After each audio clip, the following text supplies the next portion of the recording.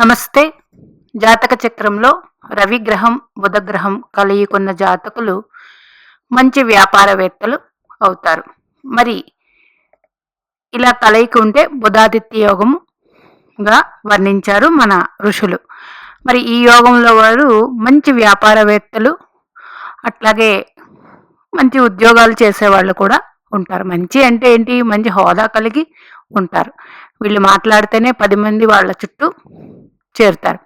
అయితే ఈ రవి భగవానుడు బుధుడు ఎక్కడ ఉండాలంటే సింహరాశిలో కానీ, అలాగే మేషంలో కానీ, ఎందుకంటే రవిగ్రహం ముచ్చుపడతారు కదా, అట్లాగే మిథున కన్యలో కానీ ఉండి కేంద్రాలైతే మంచిది.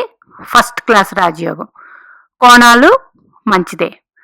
లగ్నంలో కానీ ఉంటే ఇలాగా వీళ్ళు స్ట్రాంగ్ పర్సనాలిటీస్, చాలా స్ట్రాంగ్, అట్లాగే ఇంటెలిజెన్సీ పవర్ ఎక్కువ ఉంటుంది, అట్లాగే మంచి అథారిటీ కలిగి ఉంటారు ఎక్కడ ఉన్నా సరే.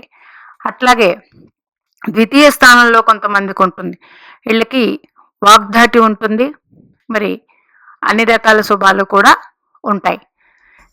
మీ జాతక చక్రాల్లో రవిగ్రహం బుధగ్రహం అలాగే రవిగ్రహం అస్తంగత్వం చెందకుండా ఇద్దరు 10 డిగ్రీల లోపు లేకుండా ఉంటే, రవిగ్రహం దగ్గర బుధుడు అస్తంగత్వం చెందకుండా ఉంటే మంచిది.